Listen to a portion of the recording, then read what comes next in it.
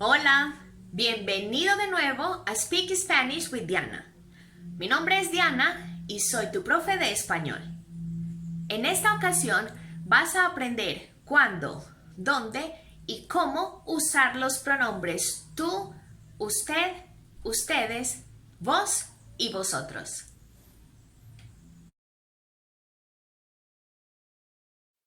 ¿Cuándo?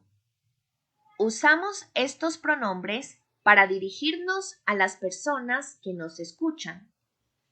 Tú, usted y vos cuando es una sola persona. Ustedes y vosotros cuando son dos o más personas. Tú, vos y vosotros se usa en contextos informales y familiares. Usted y ustedes en situaciones formales. ¿Dónde? En América Latina usamos tú, vos, usted y ustedes. En España usan tú, usted, vosotros y ustedes. Ejemplos de vos y de vosotros. ¿Cómo? A veces las conjugaciones de vos y vosotros son iguales.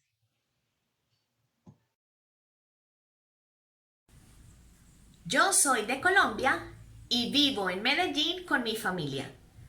Aquí usamos los pronombres tú, usted, vos y ustedes.